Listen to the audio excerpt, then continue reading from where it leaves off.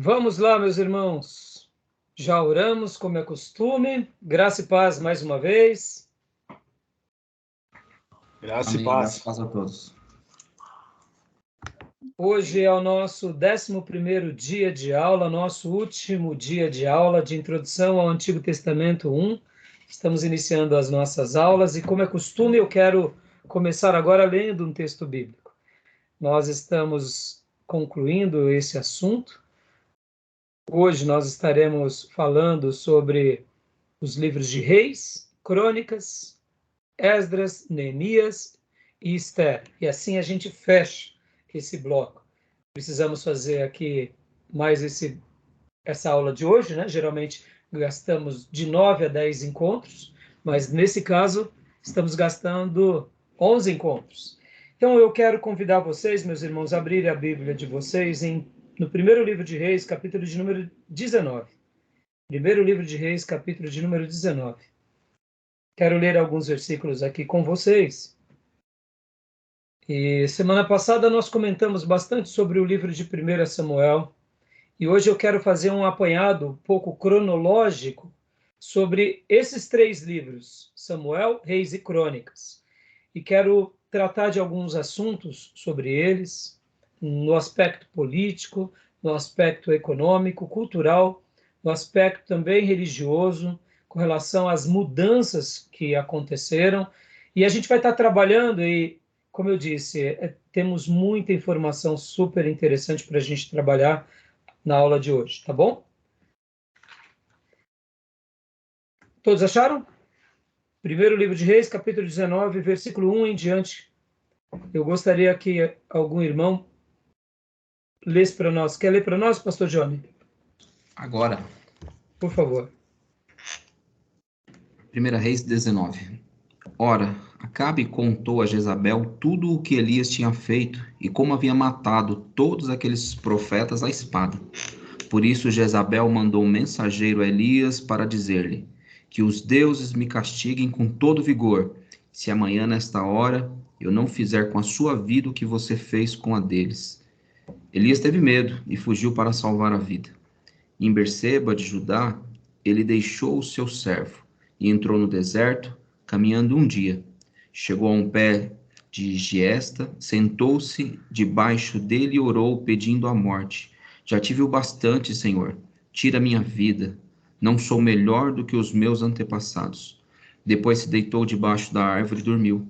De repente um anjo o tocou e disse: levante-se e coma. Elias olhou ao redor e ali, junto à sua cabeça, havia um pão assado sobre brasas quentes e um jarro de água. Ele comeu, bebeu, deitou-se de novo. O anjo do Senhor voltou, tocou nele e disse: levante-se e coma, pois a sua viagem será muito longa. Então ele se levantou, comeu e bebeu.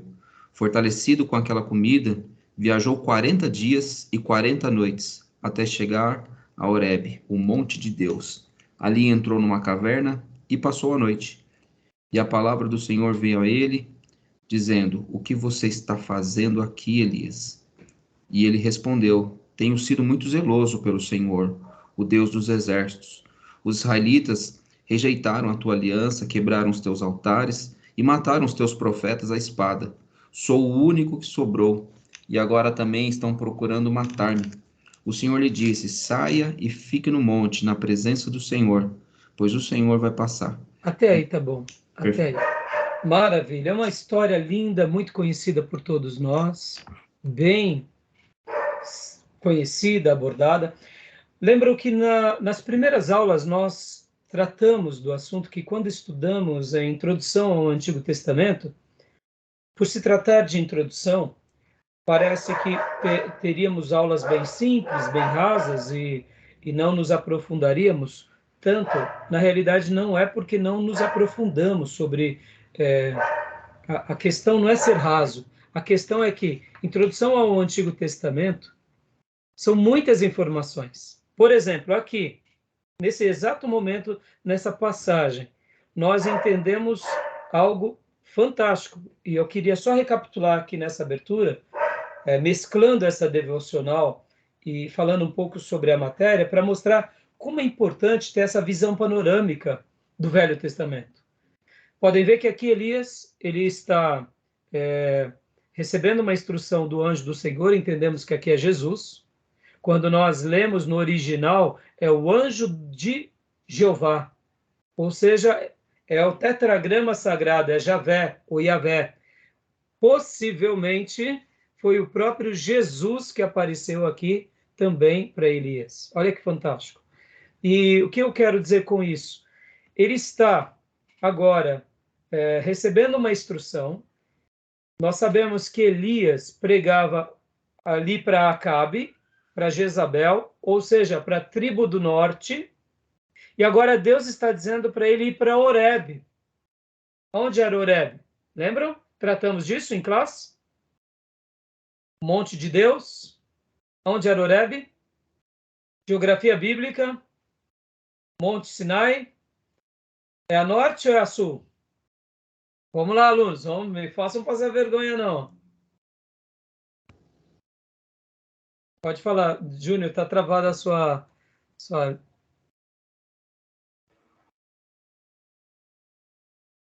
Pode falar, Júnior. Seria em Judá? Sul? É sul, mas não é Judá. Horebe é no Sinai. O Sinai fica a sul. Uhum. Mas é nas cordilheiras do Sinai. É o monte de Deus. Lembrou, Johnny? Lembrou, Gil? Geografia bíblica? Nem o senhor falando ao sul, eu de fato me lembrei, não me lembro. Então, Agora eu lembrei, o monte que lembrou? eu mais guardei é o Monte Hermon, né? Sim, Mas, o Monte Hermon é norte, né? Então, sim, deixa eu sim. aproveitar aqui, refrescar a memória de vocês. Deixa eu pegar aqui, porque afinal de contas é aula, então é bom que vocês refresquem. Deixa eu pegar aqui os mapas e já publicar para vocês, só para relembrar isso aqui, ó. Olha só. Deixa eu copiar, compartilhar a tela. Aqui. Olha só que legal.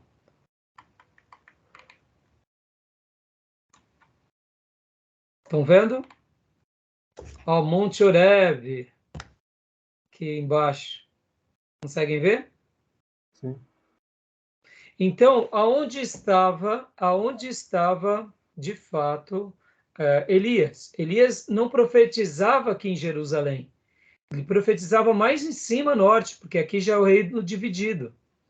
Olha que interessante. Deixa eu pegar um outro mapa aqui. Olha só. Ó. Esse é o mapa de Israel. Aqui, Samaria. Samaria está nessa região, perto do Mar da Galileia. Estão vendo? Esse mapa é um mapa, não é o mapa das 12 tribos. Deixa eu pegar um outro mapa, então.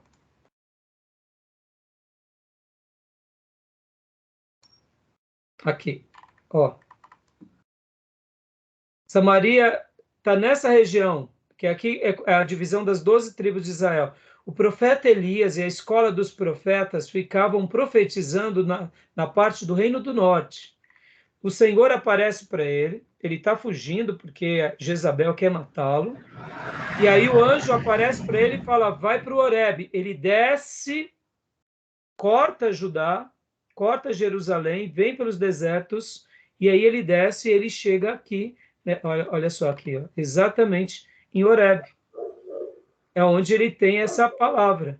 E o mais interessante é agora, porque o Senhor vai a ele. Percebam, lembra que nas aulas eu falei sobre isso? Conhecer a introdução do Antigo Testamento, você acaba aprendendo um pouco de mapas, aprende um pouco de geografia, aprende um pouco de línguas originais, porque aqui, quando eu acabei de falar o anjo do Senhor no hebraico, a gente vai ver que é o mensageiro de Yahvé, ou o mensageiro de Jeová, que possivelmente é o próprio Cristo. E Deus manda ele ir lá para Horebe. E ele come uma comida milagrosa que caminha 40 dias e 40 noites, porque o texto sagrado dá uma ideia de que foi um alimento diferente, para dar resistência para ele para fazer todo esse trajeto. Irmãos, esse trajeto aqui é muito extenso. Ele está nessa região, ele corta tudo isso e ele vem para cá e desce até as cordilheiras do Sinai.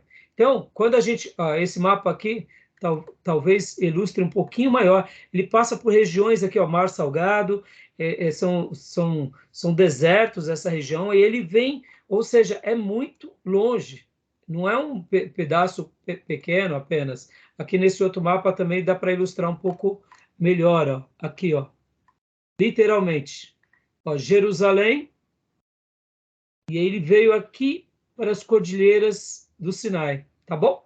Tudo bem, meus irmãos? Recordaram aqui? Maravilha, até aí então? Ó, esse outro Sim, mapa pastor. também ilustra muito bem essa região, tá bom? Então, E agora, o mais interessante, agora ele continua a leitura. profetiza, então, em Judá, né? No Reino Como? do Sul, né? Entendi. Ele tem esse embate aí com Acabe no Reino do Sul, né? Não, ele tem um embate no Reino do Norte, Por porque quê? Acabe, ele é rei de Israel, com capital em Assíria. O Reino do Sul, nos dias de Acabe, foram outros reis. Josafá, por exemplo, você vai ver que Acabe conversa com Josafá, inclusive. É porque ele está no Jordão, né? Onde é alimentado pelos povos. Então, mas o Deságua no Amon. Jordão corta todinho, corta tanto a tribo do norte quanto a tribo do sul. Ó, percebam, irmãos, a gente, quando está estudando a introdução do Antigo Testamento, olha como é rico as informações. Agora, vamos para um outro detalhe que hoje vai ser muito legal, porque a gente vai fazer um apanhado dos 3 livros de Samuel, Reis e Crônicas, e depois a gente vai para Esdras, Neemias e Esther. Então, agora, continua a leitura do texto, essa passagem muito conhecida por nós. Pode continuar, pastor Johnny. Vamos lá. Verso 11. O Senhor lhe disse: saia e fique no monte na presença do Senhor, pois o Senhor vai passar. Então veio um vento fortíssimo que separou os montes e esmigalhou as rochas diante do Senhor. Mas o Senhor não estava no vento. Depois do vento, houve um terremoto, mas o Senhor não estava no terremoto. Depois do terremoto, houve um fogo, mas o Senhor não estava nele. E depois do fogo, houve um murmúrio de uma brisa suave. Quando Elias ouviu, puxou a capa para cobrir o rosto, saiu e ficou à entrada da caverna. E uma voz lhe perguntou: o que você está fazendo aqui, Elias? E ele respondeu: tenho sido muito zeloso pelo Senhor, o Deus dos exércitos. Os israelitas rejeitaram a tua aliança, quebraram os teus altares e mataram os teus profetas à espada. Sou o único que sobrou, e agora também estão procurando matar-me. O Senhor lhe disse: volte pelo caminho por onde veio e vá para o deserto de Damasco. Chegando lá, unja Azael como rei da Síria, unja também Jeú, filho de Ninsi, como rei de Israel, e unja Eliseu, filho de Safate, de Abel-Meolá, para suceder a você como profeta. Jeú matará todo aquele que escapar da espada de Azael, e Eliseu matará todo aquele que escapar da espada de Jeú. No entanto, fiz sobrar 7.000 em Israel, todos aqueles cujos joelhos não se inclinaram diante de Baal, e todos aqueles cujas bocas não o beijaram. Maravilha. Perceba que aqui o ministério de Elias, ele é muito maior do que o ministério de Israel e de Judá. Ele vai ungir, inclusive, o rei da Síria. Não sei se vocês prestaram atenção. O que tinha a ver o rei da Síria com o profeta Elias? A princípio não tinha nada a ver. Mas guardem isso, irmãos. Olha a influência de um profeta nesses dias. E olha a influência da escola de profetas nesses dias. O ministério do profeta Elias, assim como da escola dele, juntamente com Eliseu, foi tamanho que ele abalou reinos. Quando ele está fugindo aqui de Jezabel e de Acabe, ele está fugindo porque ele não recebeu nenhuma palavra da parte de Deus, logo, o que ele tinha que fazer era fugir mesmo, porque, de fato, Acabe era uma pessoa muito cruel, e principalmente Jezabel, muito mais cruel que Acabe. E diante daquele enfrentamento, onde ele enfrenta os 450 profetas de Baal e depois destrói os profetas, Jezabel fica furiosa, e ela já vinha matando junto com Acabe os profetas, então ela se indigna contra Elias e quer matá-lo. E aí ele foge. ele não tem nenhuma palavra da parte de Deus, ele foge. Guarde isso no coração, irmãos. Muitas vezes, Deus vai falar conosco por meio da consciência. Tem coisas que ele não precisa dizer. Deus não precisa mandar um anjo logo cedo pela manhã mandando a gente trabalhar. Deus não precisa nos ensinar a ter cidadania. Basta a gente seguir a ética, a moral e o que é correto. Diante de um perigo, Deus não precisa aparecer para a gente e falar, foge, meu filho. É como se ele te dissesse, meu filho, você tem inteligência suficiente. Foge, você tem perna, corre. Está entendendo, irmãos? Então a gente tem que saber discernir a vida também, como um presente de Deus, e não tem que espiritualizá-la a troco de tudo. E aqui, só que nesse contexto, como Deus tinha uma obra especial na vida dele, o próprio Senhor vai a ele, manda ele para Horebe, se revela a ele no Horebe, e depois diz para ele, agora, Elias, volta tudo. Isso que me impressiona aqui, né? Volte pelo caminho de onde você veio e vai para o deserto de Damasco. Vamos voltar para os mapas lá? Onde ficava Damasco? Olha lá, vamos lá? Isso é muito legal. Onde era Damasco, irmãos? No norte. No norte, Norte de opa, Israel. exato, aí estou gostando de ver. No norte de Israel, Damasco. Quer ver aqui? Deixa eu pegar um mapa que vai representar bem. Isso aí. A Síria, Mas né? aí, peraí, Damasco é Israel? Não. A Síria, Damasco né? é o quê? Síria, né? Síria, Território sírio. exatamente. Exatamente. Território da Síria. Deixa eu ver aqui um mapa que representa bem. Aqui, Síria. exatamente. Ou seja, olha como Deus usa os seus vasos. Compartilhar a tela. Pronto, ó, aqui, ó. Jerusalém, aqui, né? Essa costa toda aqui é Israel. Claro que aqui, irmãos, imagine, né? Megiddo, que já e aqui é a Síria. Damasco é essa região a norte. Ele veio até aqui embaixo, Cordilheiras do Sinai. E aí Deus fala: volta e vai. Ou seja, encara o teu inimigo de frente, não tem problema, eu estou com você.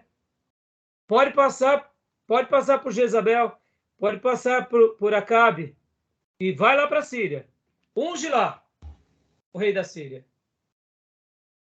E unge também os demais que aí aqui está Deus está determinando. Unge também Geu, filho de Nins, e depois unge o profeta Eliseu.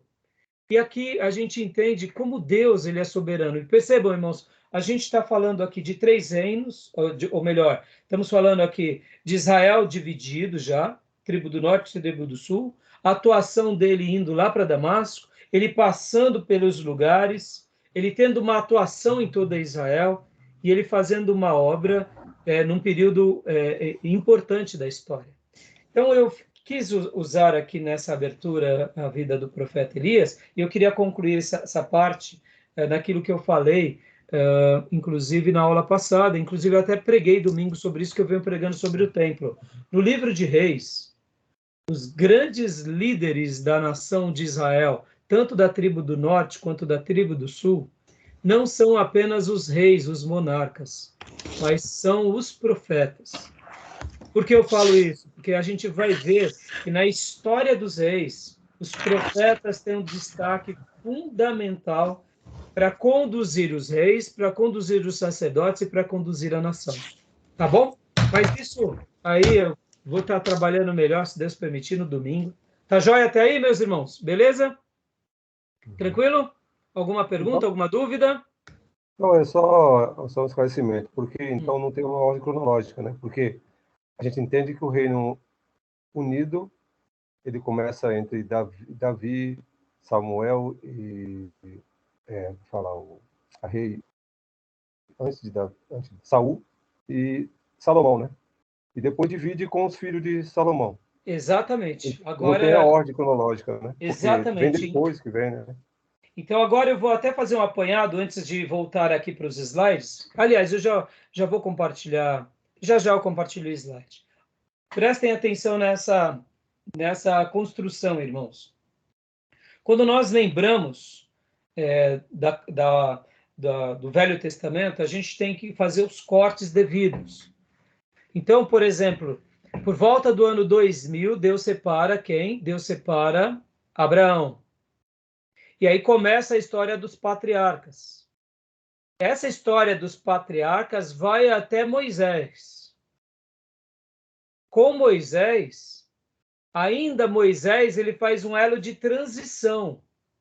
Podem ver, Moisés é o elo de transição entre os patriarcas e agora uma nova fase, uma nova dispensação ou uma nova aliança. Qual é a aliança? É a aliança da lei. É a dispensação da lei. E aí vem o que? O período de Moisés. Moisés começa essa fase, passa os 40 anos no deserto, começa logo na sequência o período das conquistas com Josué. Josué conquista novamente Canaã. É dividido Israel em 12 tribos, como vocês aprenderam. E aí o que acontece com isso? Eles se estabelecem lá em Canaã, e agora não mais o nome não é mais Canaã, agora é as 12 tribos de Israel. Então, naquele período, o que está acontecendo? Agora, durante o período de Josué, ele divide para as 12 tribos, eles ficam ali, habitando em Israel. Vem o período dos juízes. E o próprio Josué também faz uma transição, porque de conquistador ele acaba sendo também um juiz de Israel. E aí começa a história dos juízes. Passam 300 anos ou 350 anos que os juízes vão julgando a nação de Israel. Acontece vários fatos. Aquele episódio do livro de Ruth, como mencionamos nas aulas anteriores. E logo depois do período de juízes, vem um servo de Deus, que também é juiz, que também é profeta e que também é sacerdote, que é o elo de transição entre o final do período dos juízes para o início agora do período da monarquia de Israel. Quem é esse último juiz? Samuel, exatamente. Samuel, olha como foi importante a vida de Samuel. Ele não foi separado para ser rei, possivelmente porque os filhos de Samuel, a Bíblia vai fazer uma denúncia que eles eram corruptos. Já o pai não, mas os filhos sim. Ele não é eleito para ser o rei. Ele também possivelmente não aceitaria, porque ele inclusive fica triste pelo povo ter feito esse pedido. Mas o povo quer um rei e Deus diz para Samuel, Samuel, eles não estão te desprezando, Samuel. Estão desprezando a mim. Pode fazer o que eles querem. E aí começa o período da monarquia. E aí vem o primeiro monarca, ou seja, olha os ciclos. Vem o período patriarcal, e esse vem depois o período das leis. Depois das leis vem o período que eles saem do Egito, vão para Canaã, o período das conquistas o período dos juízes, e agora vem a monarquia. E com a monarquia surge o primeiro monarca de Israel, o segundo monarca de Israel, ou seja, Saul, Davi e Salomão. Esses três reis estão ainda vivendo o que nós chamamos de Reino Unido. Reino Unido. Somente por causa do pecado de Salomão e dos filhos de Salomão, que aí começa a divisão do reino. Olha que interessante, irmãos. O reino não era para se dividir. Mas porque Salomão começou a cometer pecados, e depois Jeroboão, Deus permitiu com que o que acontecesse, o reino fosse dividido. O reino foi dividido, e aí surge agora a tribo do norte e tribo do sul. Tribo do norte foi conhecido como Israel, com capital em Samaria. Muitas vezes também Israel era chamado de Efraim. Então vocês vão ver no Velho Testamento, muitas vezes Israel receberam o nome também de Efraim. E era uma maneira que a tribo do norte era conhecida. E a tribo do sul, com o reino de Judá, com capital em Jerusalém. E aí nós estaremos hoje falando desse período, nesses 3 livros. E aí, olha que interessante, no reino dividido acontecem 2 fatos muito fortes, que é os cativeiro. O cativeiro assírio e o cativeiro babilônico. Lembram do cativeiro assírio? Lembram? Aonde a Assíria vem e domina a tribo do norte, domina inclusive Samaria, e ali, por essa razão, a gente tem uma data muito importante na história do povo de Deus, que é o que? O cativeiro assírio. Depois do cativeiro assírio, o Reino do Sul continua ainda existindo, com seus altos e baixos, e aí Deus manda, então, que é o cativeiro babilônico. Com o cativeiro babilônico, o Israel vai lá para a Babilônia, fica os 70 anos, e depois eles regressam.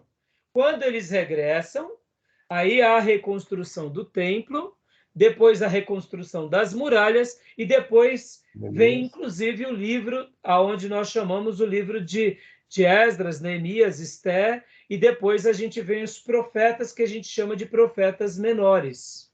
E assim, fechamos esses livros históricos do Velho Testamento. Deu para ver? Se pontuaram na história?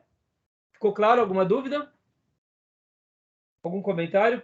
Podem fazer perguntas. Pastor, Tudo bem? Pode falar. Está cortando, parece. Né? provavelmente esse rei que o profeta Elias ungiu foi o mesmo rei da época do Naamã, que foi curado por uma palavra de Eliseu, né? Azael. Então, eu não me recordo agora. Se eu te falar, eu estaria mentindo. Mas eu não sei se era ele. Sim. Eu não sei. Nunca pensei Mas sobre tranquilo, isso. era só uma Uma curiosidade pergunta, né? apenas. É. Curiosidade. O que eu quis mencionar há pouco, Gil e irmãos, é o seguinte: a influência de um profeta em Israel, mesmo eles tendo se desviado, e nas outras nações. Sim. Quando Deus levantava os seus profetas, e quando Deus levantou essa escola, ela foi uma escola singular, mesmo Acabe e Jezabel tendo sido tão duros. Tá bom? Então eu fiz esse apanhado aqui, irmãos, porque agora a gente vai. Lembram? Ó, deixa eu fazer mais uma recapitulação aqui com vocês. O livro de Samuel, ele tem também um episódio muito curioso. Qual é o episódio? Ele tem no registro de 3 fases. 3 lideranças. A liderança do sacerdote Eli e a destruição de Eli e da sua família. O início da liderança de Samuel e a transição de Samuel para Saul e Davi. Percebem isso? O livro de Samuel, que era um livro só, conta, em resumo, essas 3 histórias. Concordam? Relembraram? Pode ver que isso vale para o livro de 1 Samuel e para o livro de 2 Samuel também. Porque quando nós vemos o livro de 1 Samuel, o livro de 1 Samuel, particularmente, é a liderança do profeta e dos sacerdotes ali e da família deles, o surgimento do profeta Samuel e o início da monarquia com Saul e depois a morte de Saul e 2 Samuel, a vida de Davi e toda a trajetória de Davi até praticamente a sua morte. Não é isso? Podem ver que a síntese de Samuel é essa. Já o livro de Reis vai começar quando? Com a morte de Davi, tocando no assunto de Davi, e aí passando o quê? Agora o cajado para o seu filho Salomão. Mas ele menciona também sobre Adonias, que quer tomar o reino de Davi, meio que na força, e mostra a frustração. E até o capítulo de número 11, nós veremos o quê? O reino de Salomão. E até o capítulo 11 do livro de Reis é o Reino Unido. Do capítulo 11 em diante, é o reino dividido. Aí começa a contar histórias da tribo do norte e da tribo do sul. Eu já vou dar o spoiler do livro de Crônicas, tá? O livro de Crônicas, olha que fantástico, é a síntese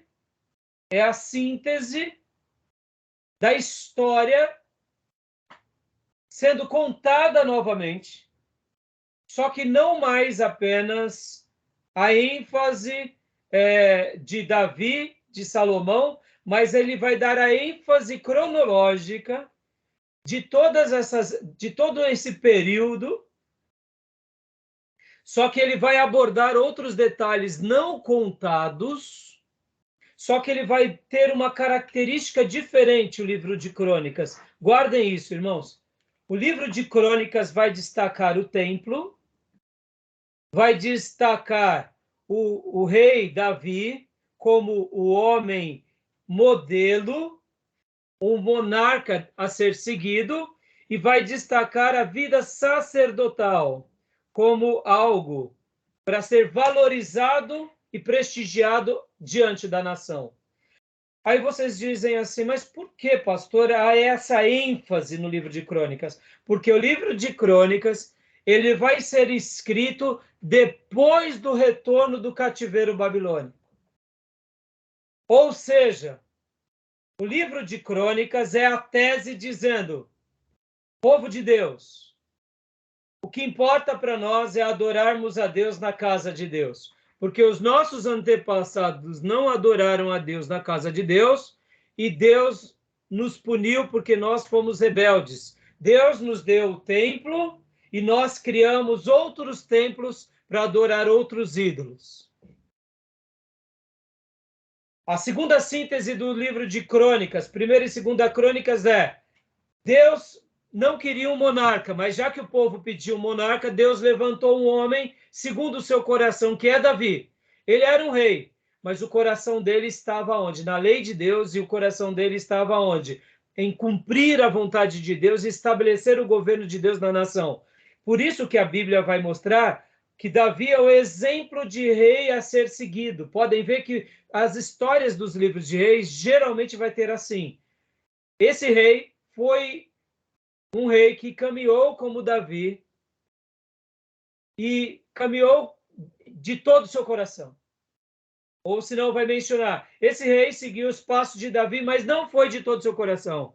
Ou senão esse rei não seguiu os passos de Davi e ele foi um rei rebelde. Pode ver, o rei Davi é um modelo de exemplo bom, e o exemplo de rei ruim temos com Acabe, mas temos um outro rei que foi pior do que Acabe, foi Jezabel, ou melhor, Manassés.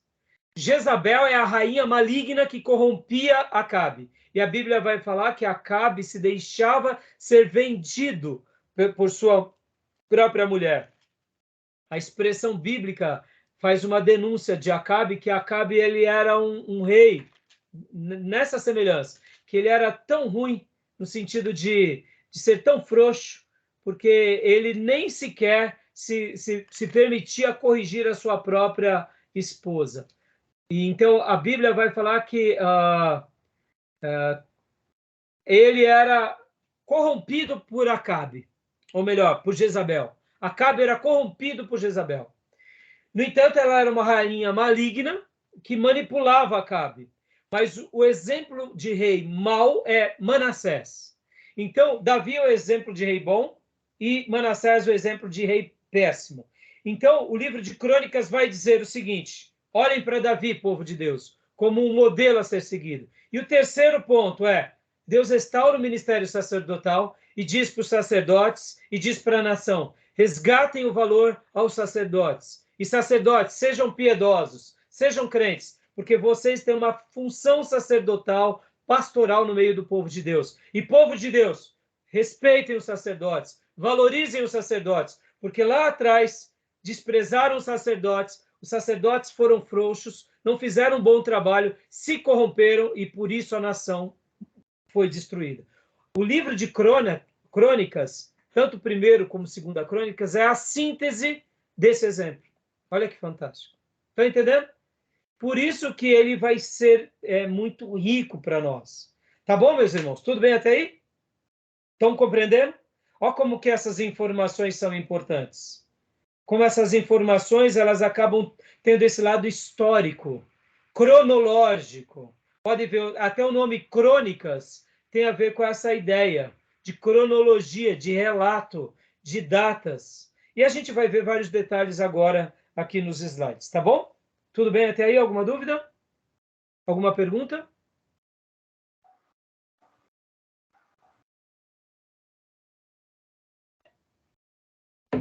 Não? Então vamos lá para os slides. Vamos lá para os slides agora.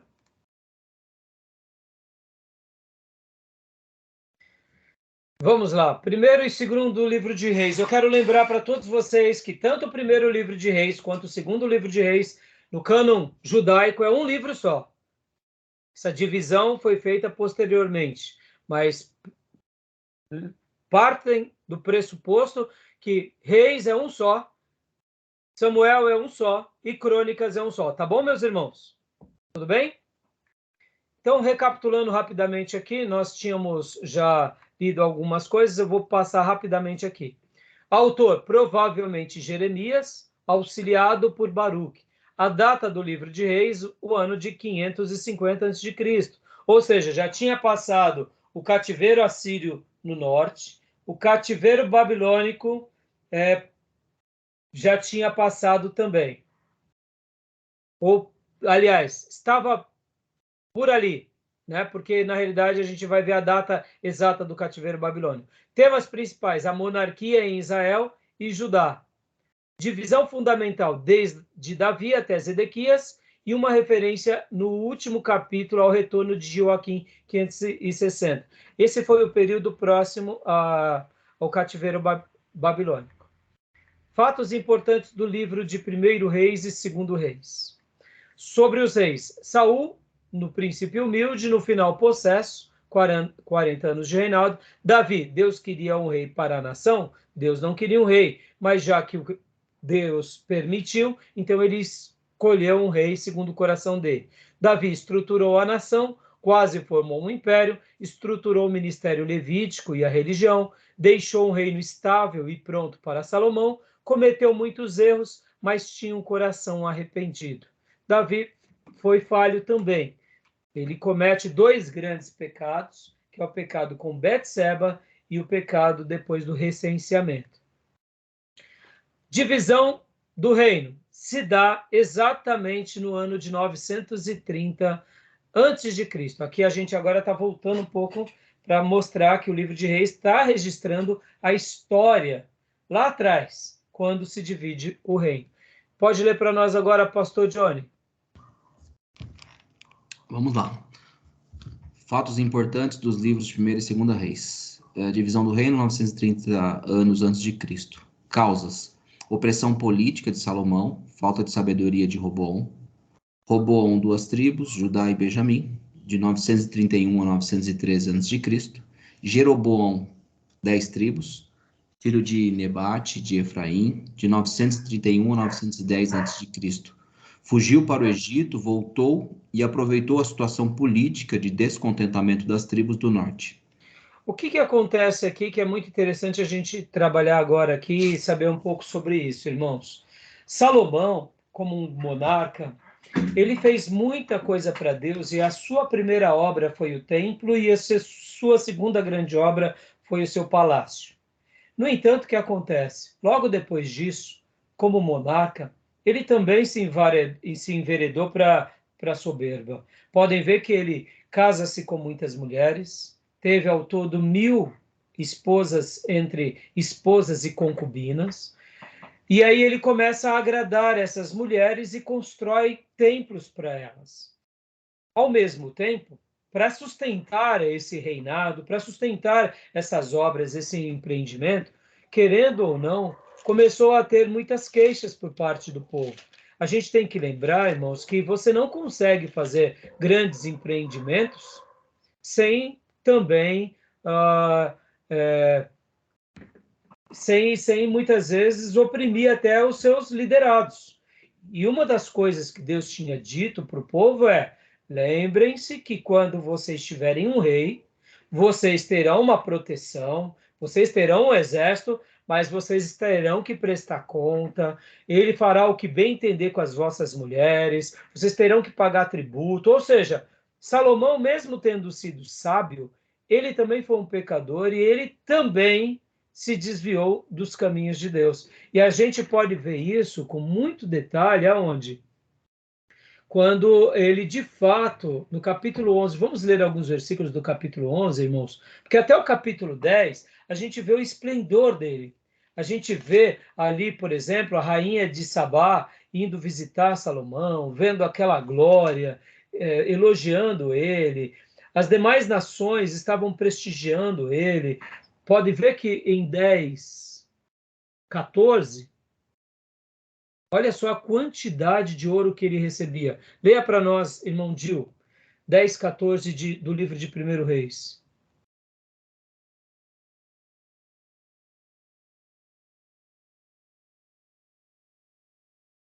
Primeiro livro de Reis, capítulo 10, versículo 14, irmão Gil, por favor. Ok. O peso do ouro que se trazia a Salomão cada ano era de 676 talentos de ouro, além do que entrava dos vendedores e do tráfico de negociantes, e de todos os reis da Arábia e dos governadores da terra. A NVI traduz esse peso, olha o que ela diz. Era de 23.300 quilos. Pensem nisso. Ele recebia isso como anualmente. Agora, olha o versículo 16. Leia para nós o 16 e o 17. Fez o rei Salomão 200 pavês de ouro batido, 600 ciclos de ouro, e mandou pesar para cada pavês. Dá uma pausa aqui, eu vou traduzir. O rei Salomão fez 200 escudos grandes de ouro batido. Escudos grandes de ouro batido. Olha o valor monetário disso.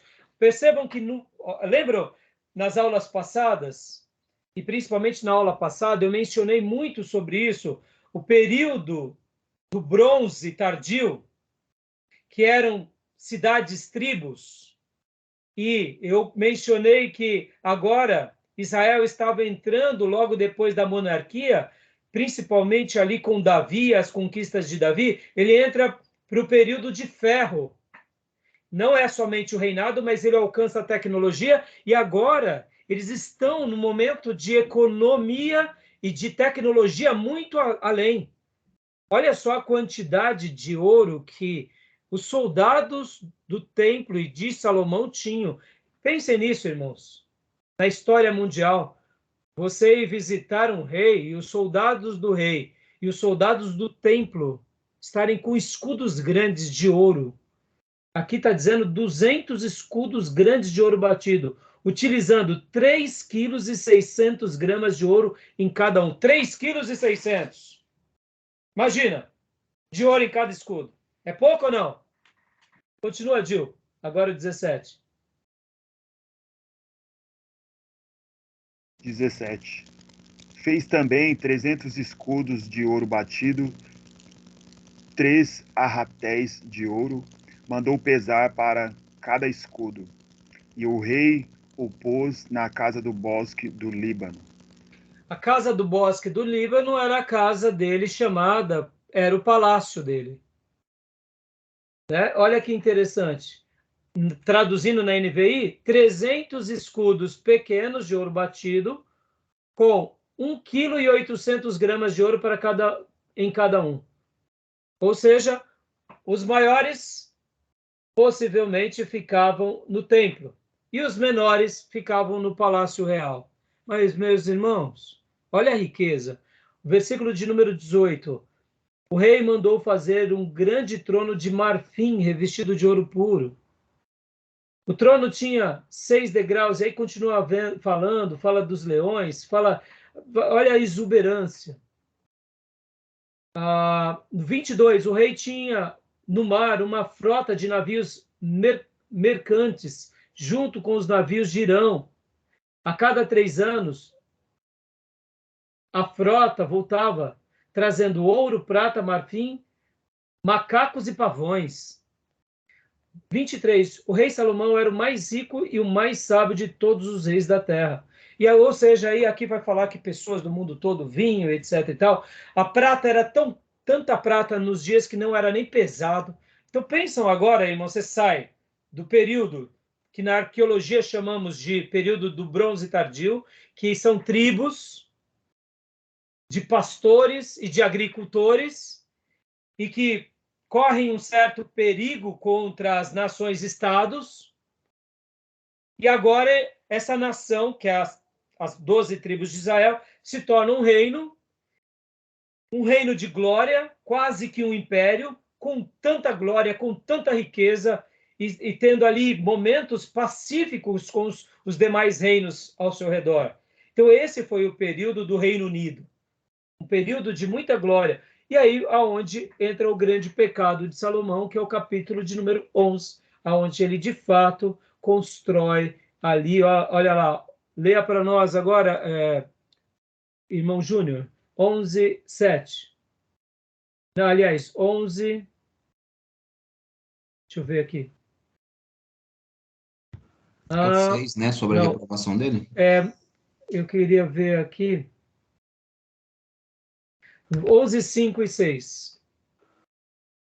Porque Salomão andou em seguimento de Astarote, deusa dos... Aliás, desculpa, leia o 4, versículo 4. Perceba, irmãos, ele começou muito bem, mas depois ele foi se corrompendo.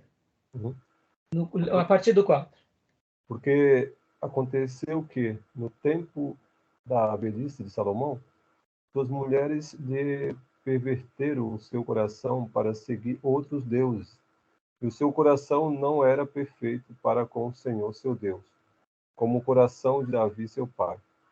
Porque Salomão andou em seguimento de Astarote, deusa dos Sidônios, e em seguimento de Milcom, a abominação dos amonitas. Assim fez Salomão o que parecia mal aos olhos do Senhor, e não perseverou em seguir ao Senhor, como Davi seu pai. Continua? Não, até aí está ótimo. Agora, olha só que interessante, irmãos. Recapitulando um princípio muito importante aqui. Vamos abrir lá em 6:11. 6:11. 6:11 e 12. Até o 13. Quando Deus aparece para ele, inclusive esse está sendo um tema que eu estou pregando muito esses dias, sobre esse assunto. Olha que interessante. Leia para nós, pode ler para nós, Pastor Johnny, se preferir, ou para a gente revezar um pouco. 6:11, né? 11, 12 e 13. 11, 12 e 13. E a palavra do Senhor veio a Salomão dizendo: quanto a este templo que você está construindo, se você seguir os meus decretos, executar os meus juízos e obedecer a todos os meus mandamentos, cumprirei por meio de você a promessa que fiz ao seu pai Davi. Viverei no meio dos israelitas e não abandonarei Israel, o meu povo. Ou seja, Deus se apresenta para ele, fala com ele, mas dá uma condição. Se você continuar me temendo, eu cumprirei as minhas promessas, eu habitarei no meio do meu povo e viverei entre o meu povo. Mas agora vamos lá, Júnior, leia para nós o 11, 9. Do capítulo 6? Ou do capítulo 11, versículo 9. Tá. Aí continua falando lá que no monte que fica a leste de Jerusalém, Salomão construiu um altar para Canos, ou seja, Salomão foi enchendo de altares Jerusalém e vários outros lugares. E o versículo 9, leia para nós. Pelo que o Senhor se indignou contra Salomão, porquanto desviaram o seu coração do Senhor, Deus de Israel, o qual 2 vezes lhe aparecera. Segue? Olha só que interessante. Deus está fazendo uma denúncia a Salomão. E ainda Deus mostra para ele que Deus apareceu para ele 2 vezes. Esse episódio que a gente acabou de ler lá no 6:11 Deus fala com Salomão de uma forma que a gente não sabe como foi, quem foi e de que quando aconteceu. Foi logo depois que ele começa a construir o templo, Deus fala com ele. Mas essa ainda não são as duas vezes que Deus aparece, porque Deus apareceu para Salomão em duas ocasiões bem específicas. Deus apareceu para Salomão lá atrás, no início do seu reinado, em sonho e visão, e no capítulo 9, quando Salomão acabou de construir o templo do Senhor, Palácio Real e tudo mais que desejava construir, o Senhor lhe apareceu pela segunda vez, como havia aparecido em Gibeon. E o Senhor lhe disse, aí o Senhor fala mais coisas, Salomão. Ou seja, irmãos, olha só, como Deus, ele não quer saber que tipo de unção você tem, qual é o seu ministério, se o momento é de glória, se o que a gente está fazendo, a gente está sobrando ouro. O que Deus quer de nós é que obedeçamos a Ele. Por que eu estou sendo enfático aqui, irmãos? Porque aqui é uma transição entre o Reino Unido e o Reino Dividido. E aqui é um período de glória que Deus está dizendo o seguinte, olha, essa glória só tem sentido e toda essa riqueza se a minha presença estiver com vocês. Porque se a minha presença não estiver com vocês, nada disso compensa. E agora leia o versículo 10, irmão Júnior, em diante, até o versículo de número 13. E acerca desta matéria lhe tinha dado ordem que não andasse em seguimento de outros deuses, porém não guardou o que o Senhor lhe ordenara. Pelo que disse o Senhor a Salomão, pois que houve isto em ti, e não guardaste o meu conserto e o meu estatuto, te mandei, certamente rasgarei de ti este reino, e o darei a teu servo. Todavia, nos teus dias não o farei, por amor de Davi teu pai. Da mão do teu filho o rasgarei. Prossegue? Se leu até o 12. Agora pode ler o 13. Porém, todo o reino não rasgarei. Uma tribo darei a teu filho, por amor de meu servo Davi, e por amor de Jerusalém, que tenho elegido. Olha só, irmãos, o que foi o estopim para a divisão do reino? Resumo teológico, pecado. Ponto final. Davi, Salomão, né? Salomão. Pastor, mas ele não era sábio? Era sábio. Mas aqui não quer dizer, você pode ser sábio, você pode ser rico. Aqui não tem nada a ver com sabedoria, tem a ver com obediência. Tem a ver com posicionamento. Tá bom, meus irmãos? E aqui, Deus ainda foi misericordioso, porque Deus separa as tribos, mas o projeto de Deus era dividir para punir Salomão e não para arruinar o seu povo. E aí, por essa razão, vem agora o grande episódio da rebelião, porque Jeroboão, ele era um servidor de Salomão, e Salomão também, vendo que ele tinha uma influência muito grande, quer até matá-lo. Olha aí, mais uma vez. Então, ele acaba fugindo, e quando ele foge, o que acontece? Nessa sua fuga, vem um profeta para ele, Aias, e dá a ele as 10 tribos de Israel. E também diz a mesma coisa, Jeroboão. Jeroboão, assim como eu fui com Davi, eu estou te separando, porque você é um homem capaz. Isso a gente vê aqui no próprio capítulo 11, do versículo 26 em diante. Se você me obedecer, eu vou cuidar de você e de toda a sua dinastia, e vou prosperar, e etc, etc e tal. Jeroboão, vocês conhecem a história? Logo depois, aproveitando esse momento de reino dividido, lembrem disso. Isso, olha como é forte essas ideias, irmãos. A gente está trabalhando, eu estou trabalhando com calma, porque a gente sai de um povo tribal, agora a gente está indo para o quê? Para uma nação, para um reino. Esse reino se divide, se transforma em 2 reinos. Mas a bênção de Deus estava nesses 2 reinos. Porque vocês vão ver que no capítulo 12, Roboão, o filho de Salomão, quer atacar Jeroboão, e vem o profeta e diz, não ataque. Não ataque. Por quê? Porque essa separação veio de Deus. Vocês vão ver isso em 12, 22. Deus está dizendo, na divisão fui eu que causei. Eu que causei. Aí eu pergunto, por que Deus causou lá atrás? Lembra o pecado de Salomão. Então perceba, só que agora Jeroboão, ao invés dele se manter fiel a Deus, ele olha para o novo reino que Deus deu, que era uma nação já bem estabelecida, rica, próspera, e aí ele olha para tudo isso e fala assim, não, eu não vou adorar a Deus no templo, eu vou criar os meus ídolos e vou deixar Israel protegido de norte até Betel, ou seja, o sul, né, no caso dessa nova divisão. Criarei 2 centros de adoração e assim eu preservo essa minha liderança. E aí vem, mais uma vez, o pecado na vida de Jeroboão. E aí Deus, mais uma vez, levanta os profetas, levanta o profeta de Judá, ele sentencia-se contra Jeroboão no capítulo 13, e depois veio o próprio Aias, sentencia de novo o mesmo profeta que profetizou que Jeroboão seria rei, ele também profetiza a ruína de Jeroboão e a ruína de toda a descendência de Jeroboão.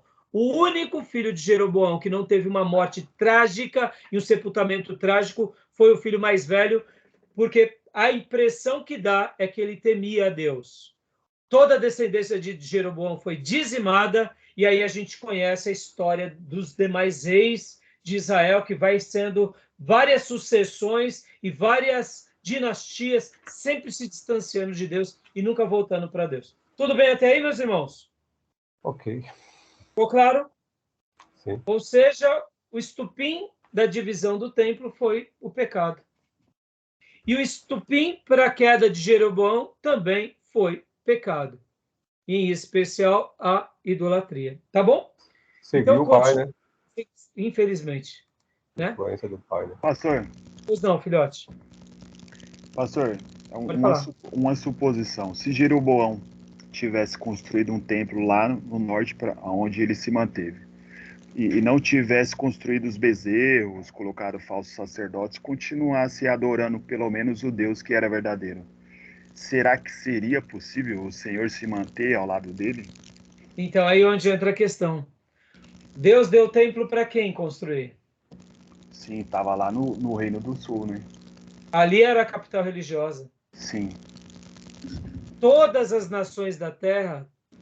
Olha que interessante, para eu concluir aqui essa gravação... Claro. É Siló ainda, né? Olha só que interessante. Olha como o homem... É isso que eu falo para vocês, irmãos, que aqui a gente tem cronologia, mas a gente tem também economia, a gente também tem aqui a questão política. Olha como ela vai se misturando e vai virando uma nova cultura. Né? A gente sai do período do bronze, entra para o período do ferro, a gente sai das tribos, a gente entra para a monarquia, mas percebam, qual era o grande propósito de Deus ter dado para Davi o templo? Quando a gente lê lá o discurso do primeiro mártir, que é Estevão, o templo não era projeto de Deus. Deus ouviu Davi, porque Davi quis construir, Deus permitiu o templo, assim como tinha permitido a monarquia. A monarquia não era permissão de Deus, não era vontade de Deus, foi permissão de Deus. Olha que interessante. O templo foi permissão de Deus. Agora, já que a monarquia foi estabelecida, essa monarquia devia seguir o que? A teocracia. Já que a casa de Deus foi estabelecida, todas as nações, começando por Israel, porque Israel era uma nação sacerdotal, eram para vir adorar a Deus no templo. Então não era para ter essas divisões políticas, porque podem ver que quando Salomão começa a reinar, ele pede para o rei de Tiro, pede cedros do Líbano, e ele manda. Tanto é que ele negocia terras ao norte. E o próprio rei de Tiro depois fica até indignado, dizendo que essas terras não prestam para nada. Porque Salomão dá terras que não tinham um valor tão grande comercial. Mas assim, dava para ver que o próprio rei de Tiro, a maneira em que ele fala do Deus de Davi, do Deus de Salomão, é prestigiando. Ou seja, dá para ver que a rainha de Sabá se convertem. Várias nações estavam se convertendo. Porque, de fato, Israel era uma nação sacerdotal. Na divisão do templo, o que Deus estava dizendo? Deus estava dizendo o seguinte: olha, eu não tenho negócio com pecado. Já que vocês pecaram, então eu estou dividindo o reino. Mas agora esse reino era para que ele fosse cultuado aonde? Lá em Jerusalém. E Jeroboão deveria ter acesso a Jerusalém, e Roboão deveria aceitar isso, porque, afinal de contas, foi Deus quem dividiu o reino. Podem ver que quando o profeta vai para Roboão, porque é o profeta Semaías, lá no capítulo número 12, e ele está querendo ir atacar as 10 tribos, o profeta diz, não vá, porque isso veio de mim. Roboão, nesse momento, entendeu que não podia atacar e não ataca. Graças a Deus ele não atacou. Ele era vaidoso, ele não caminhava nos passos de Davi, como foi o próprio Davi, mas ele também não cometeu esse deslize. Então, na realidade, Roboão não era para construir nada, Roboão era para vir adorar a Deus no templo, nas festas, e depois continuava fazendo a sua vida.